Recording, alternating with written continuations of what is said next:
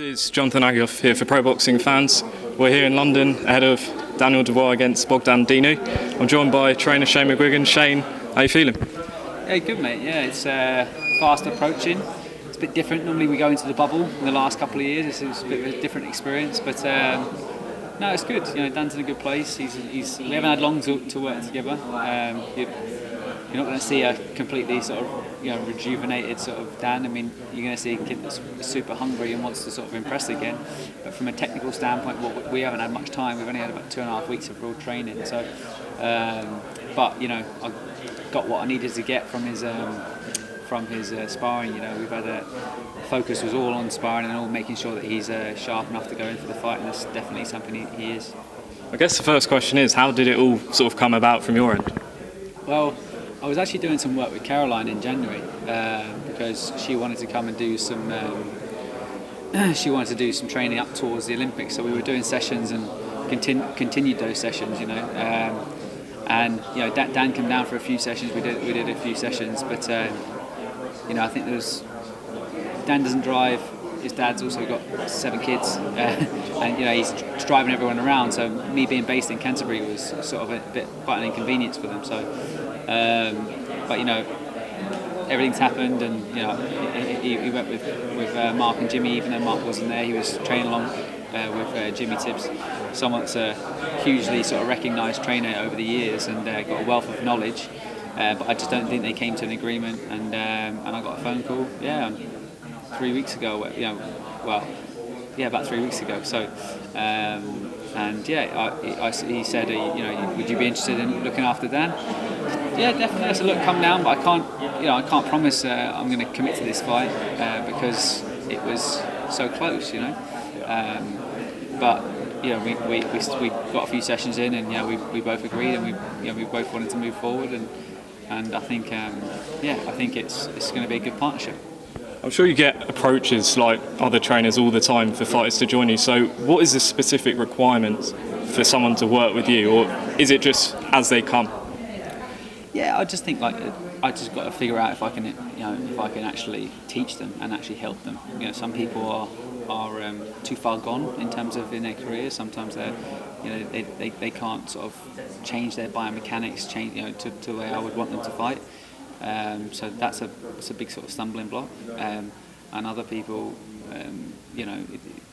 there's loads of variables, and also like personality-wise, you're going to spend so much time with each other. It's like if you don't click, if you can't get through to that person, then there's no point being there. So, I have turned fighters away in the past, and pretty good fighters as well in the past. But Dan, I see a lad that's he's so raw. He's got so much power. But if I can just tweak him a little bit, change the way he stands, get him to actually use his attributes, which he's got one of his best attributes is his feet and his legs, and and I think over time you're going to see it's small changes, but over a long period of time is a big improvement. So that's the plan. Up until that Joe Joyce fight, everyone was talking about Daniel as the next big heavyweight coming through the scene. It seems like one loss and people write you off immediately, but with that potentially showed up until that point. How good of a basis is that for you to work with? Well, yeah, I think Joe Joyce he should be Olympic gold medalist. Let's be real. I thought he won the final. They chucked him in straight away in his professional career. He steamrolled everybody. He didn't look the best against Bryton Jennings, but Bryton Jennings also fought for I think he fought for a world title. Yeah, so Joe's a well experienced pro, even though he hasn't had that much fights, do you know what I mean? And he's 34, 35 years of age, whereas Dan's he's only 23. He's literally at the age that AJ was when he was 23, he was boxing in the Europeans, do you know what I mean, as an amateur. So he's doing things early on in his athletic sort of career, but you need to make sure that these next steps are right, and you have to make sure that you're technically right, and you just can't go in there trying to blast everybody out. So I thought he was doing well in the fight. I just think he got that eye injury, and the fact that it was a 12-round fight, it was, if it had been 8 rounds, 8 or 9 rounds, 10 rounds, a 10-round fight, I probably would have had him winning.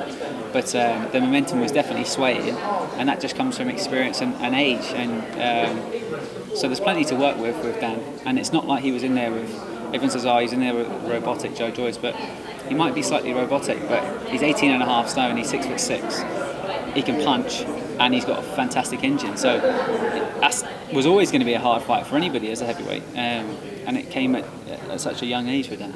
Has anything surprised you at all from working with Dan? I appreciate it's only been, 10, 12 days, or maybe 2 weeks, but has anything surprised you that you didn't expect Dan to bring to the table, either in the gym or outside of the gym? Yeah, he's a lot quicker than what he looks on TV. He sort of accelerates with his punches, and I always find decent punchers, like Groves was like that.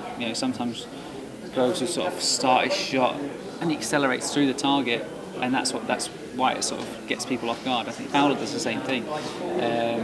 So yeah, there's lots of stuff that sort of surprises me in terms of, like, you can't get to that level and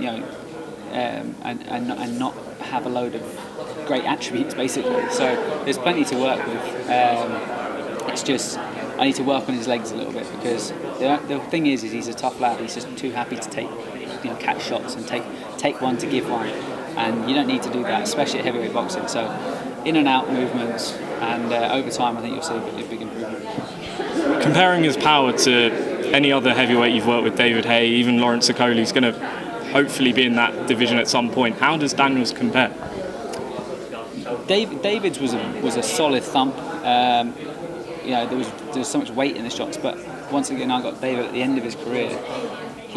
David's power came from his speed, and I think once his speed left him, I think you were able to see his shots. Whereas Dan's a proper heavyweight. You know what I mean? He's the size he is now at 23. Like David at 23, he was like a cruiserweight, and not the biggest of cruiserweights. You know what I mean? So, and Lawrence he's a different puncher. Lawrence is like a slashing puncher. And it's the speed, but there's definitely like weight and thump in him. But yeah, I think Dan's probably the heaviest handed sort of lad I've worked with. But once I increase the speed, I think you'll see a whole new level of power. What are you expecting from Bogdan Dinu on Saturday night? Tricky fight. I think he's pretty tricky. I think we got to be sensible. We got to make sure we don't take too many shots, on the way in. Set things up with his jab and slowly work into the fight. Don't go out going crazy, because he's quick. Bogdan he's quick. He's got a good sharp right hand over the top. But I think Dan's presence, he'll shut the ring off. Step in with a jab, and throughout, we've got to work the body. But I think it's going to go mid-rounds. Mid to late. I think it's not going to be an easy fight. People will write this guy off because they haven't heard the name. But he's no slouch. He's definitely not an easy touch to come back with, and you can't have that if you're going to fight for an interim title. So that was something that Martin and Frank decided, and we'll roll it. Just want to touch on some of your other stable. Lawrence Okolie, world champion now. We spoke to Maris Bradis. He said he's open to unification. Yeah. Or do you think we're more looking at sort of a mandatory fight? Well, we have to fight the mandatory because we fought for a vacant belt. So it's fighting for a vacant belt. Whoever wins it's got to fight the mandatory. Right. So it's called Dylan Prasovic is his name. We need to get him out of the way, and then we'll look to either unify against Makabu or potentially Bradis or Gulamarian. So there's loads of options out there for us. It's just we need to get the mandatory out of the way first. So I think it's probably going to be in August. People, talk about the improvements you've made with Lawrence. Do you internalise any of them? No, I think Brian O'Shaughnessy did a good job with Lawrence at the start. I think he went to Barry Robinson, who I think was a bit. I don't think he hasn't coached anybody, so I don't think he was a bit blasé and wanted him to fight southpaw and do all these crazy things. And boxing's simple, especially when you're up to cruisers and heavyweight. You've got to work on the simple things. And I think with Lawrence, I think I was able to just implement them and make sure that he was aware of them. And sometimes you've got to go through hear a few voices. few different ones, and then you start listening. But look, we're doing good things with Lawrence at the moment, so I'm happy with it. Anthony Fowler picked up a swift stoppage win a few months ago. What did you make of that performance and generally his progress, especially since fight camp? Yeah, once again, Ant is he's been in the gym all the time. You know, we had Tete, and then we had Adam Harper, and then we had Jorge Fortea. So gradual step ups. Obviously, Tete was a last minute replacement, but Ant's he's ready to get going now. He's had all the learning in the gym. He's been in the gym a decent amount of time, like a year and a half now, I think it is. He's doing good things. He's going to be out in the first fight camp, Eddie's show. So we'll see. We haven't got an opponent yet. We've approached a few people. Don't think many people want to take the fight because it's a real risk for people, especially someone like Ted Cheeseman. It's like, all right, well, if he boxes Fowler and gets flattened, then he sort of discredits his wins against JJ Metcalf and that close fight against Scott Fitzgerald that he had. So I think Fowler's ready to get going, but we want to win something domestically and then go on to European and onwards. Chris Billam-Smith, spoke to him looking like Tommy McCarthy. No confirmation. That's a big fight. Yeah, well, there is confirmation. We just need to. We're doing a deal with Matchroom at the moment with Chris. So it's not just about this fight that we've signed in for this one, but it's just about what's on the horizon afterwards. So we're locking that in at the moment, but it's going to be announced pretty soon.